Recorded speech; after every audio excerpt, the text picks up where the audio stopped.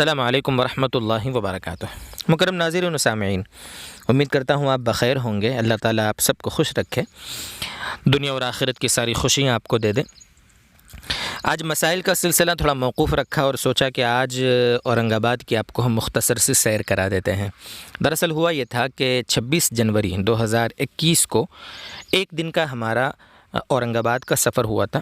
تقریباً 10 علماء کرام کی جماعت تھی۔ دعوت و تبلیغ کے سلسلے میں ایک جوڑ تھا اورنگ آباد کے مرکز پر، وہ ہمارا جانا ہوا تھا۔ ہم لوگوں نے جس راستے کا انتخاب کیا تھا وہ کھرگون سے جب ہم نکلے تو پال ایک قصبہ ہے جو مہاراشٹر کی سرحد میں داخل ہونے کے بعد پہلا بڑا قصبہ آتا ہے۔ سامنے آپ کو جو یہ گیٹ نظر آ رہا ہے یہ وہاں کی عالیشان مسجد کا گیٹ ہے۔ یہیں پر ہم نے ظہر کی نماز باجماعت ادا کی تھی الحمدللہ۔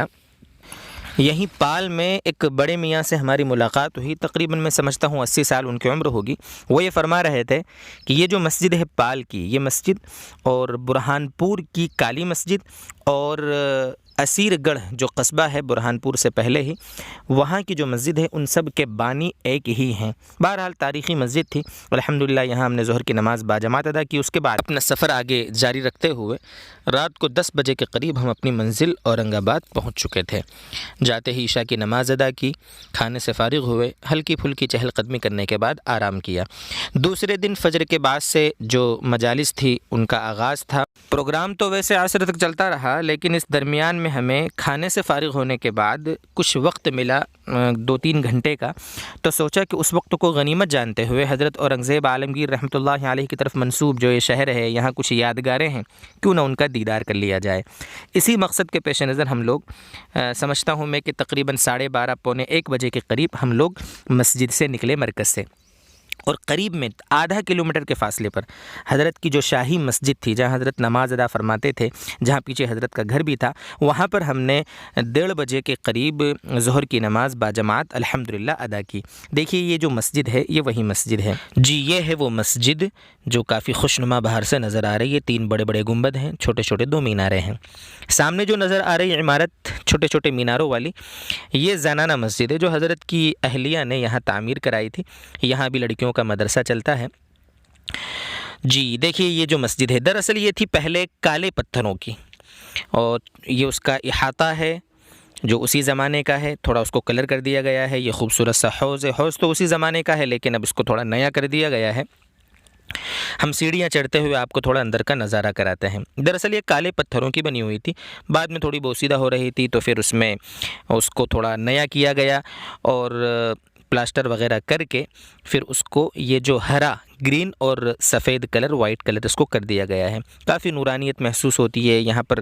آس پاس چونکہ مسلمانوں کے گھر نہیں ہیں، لوگ جو بازار کے جو لوگ ہوتے ہیں، راستہ چلتے ہوئے جو لوگ ہوتے ہیں، یا جو شوقیہ وہاں نماز پڑھنے آتے ہیں، ماشاءاللہ تقریباً 1.5 صف تھی جب ہم نے ظہر کی نماز ادا کی تھی۔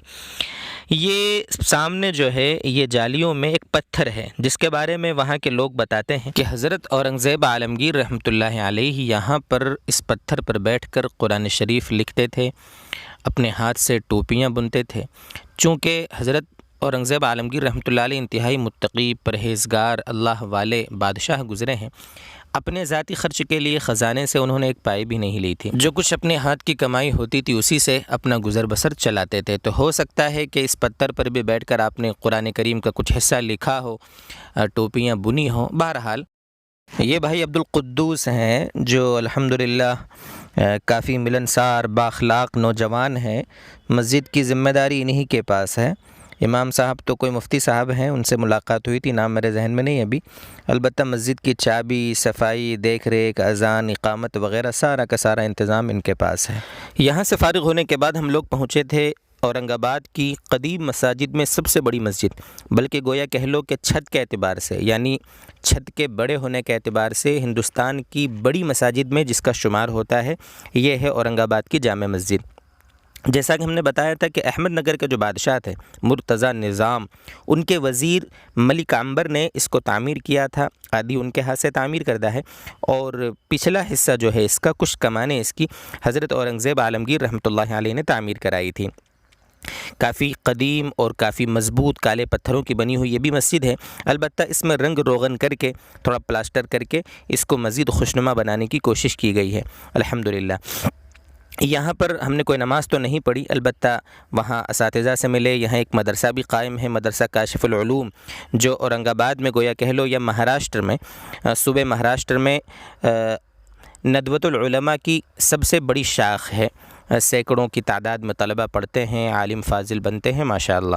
وہیں پر مسجد کے احاطے میں ایک جگہ کھدائی ہو رہی تھی، تو ہم نے وہاں جو مدرسین تھے ان میں سے ایک صاحب سے پوچھا کہ یہاں کھدائی کس لیے ہو رہی ہے، تو بتانے لگے کہ حضرت مولانا کلیم صدیقی صاحب دامت برکاتہم سنگ بنیاد رکھ کر گئے ہیں، یہاں پر پانی کی سبیل لگنے والی ہے، فلٹر پانی کا انتظام ہوگا۔ اتنا ماشاءاللہ خوبصورت اس کا نقشہ بنایا گیا ہے، بیٹھنے کی اتنی ساری کرسیاں بھی نصب کی جائیں گی انشاءاللہ۔ اللہ تبارک و تعالی بہرحال جنہوں نے بھی وہ انتظام کیا، اللہ تعالیٰ ان کو دنیا اور آخرت کی ساری خوشیاں دے دے۔ اورنگ آباد شہر جو ہے وہ مہاراشٹر کا سیاحتی کیپٹل سمجھا جاتا ہے۔ احمد نگر کے بادشاہ مرتضیٰ نظام کے وزیر ملک عنبر نے 17ویں صدی عیسوی کی ابتدا میں اس کو بسایا تھا، تقریباً کہہ لو کہ 400 سال پہلے تقریباً یہ شہر آباد ہوا تھا۔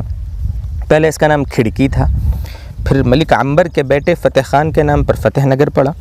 اس کے بعد جب مغل حکمراں حضرت اورنگزیب عالمگیر رحمۃ اللہ علیہ نے دکن کو فتح کیا، چونکہ یہ علاقہ بھی دکن کا ہی سمجھا جاتا ہے، تو پھر فتح نگر کو اپنا دارالحکومت بنایا، تو انہوں نے اس کا نام اورنگ آباد رکھا۔ اورنگ آباد کا علاقہ مختلف تاریخی مقامات سے گھرا ہوا ہے، وہاں سیر و سیاحت کے لیے بہت سی چیزیں ہیں، اسی لیے اسے سیاحوں کا مرکز سمجھا جاتا ہے، اور اسے مہاراشٹر کی سیاحتی راجدھانی گویا کہہ لو کہ بنا دیا گیا ہے۔ وہاں اجنٹا ایلورا کی غاریں ہیں جن میں بنے ہوئے نقش و نگار، ڈیزائننگ اور مورتیوں کے ذریعے قدیم ہندو تہذیب کی عکاسی ہوتی ہے۔ وہاں شاہی جامع مسجد ہے جسے ملک عنبر نے تعمیر کرایا تھا۔ اورنگزیب عالمگیر رحمۃ اللہ علیہ کی اہلیہ تلرس بانو بیگم کا مقبرہ ہے، جو بی بی کا مقبرہ کے نام سے گویا کہہ لو کہ اورنگ آباد کی سب سے مشہور دیدہ زیب عمارت ہے جسے دیکھنے کے لیے لوگ آتے ہیں۔ ان کے علاوہ جامع مسجد، درگاہ شاہ مظفر، نظام شاہی محل، شیواجی میوزیم، چینی محل، جین مندر اور دیگر بہت سے تاریخی مقامات ہیں۔ تھوڑے فاصلے پر خلد آباد میں اورنگزیب عالمگیر رحمۃ اللہ علیہ کا مقبرہ ہے، جہاں مقبرے پر جانے کی ہم کو سعادت حاصل ہوئی تھی اور ہم نے کچھ وہاں پڑھ ایصال ثواب بھی کیا تھا۔ قریبی میں دولت آباد کا مشہور قلعہ ہے، جو جب راستہ چلتے ہیں تو دور سے ہی نظر آتا ہے۔ کسی زمانے میں اورنگ آباد فصیل بند شہر تھا، 27 بڑے بڑے دروازے تھے جو رات ہوتے ہی بند کر دیے جاتے تھے۔ یہ دروازے اب بھی قائم ہیں، کچھ دروازے جہاں سے ہم گزرے بھی ہیں، اسی لیے اورنگ آباد کو دروازوں کا شہر بھی کہا جاتا ہے۔ آج کے لیے دوستو اتنا ہی، آئندہ پھر کہیں کسی تاریخی مقام پر جانا ہوا تو ضرور ہم وہاں کی آپ کو سیر کرائیں گے۔ دعاؤں میں یاد رکھیں۔ والسلام علیکم ورحمۃ اللہ وبرکاتہ۔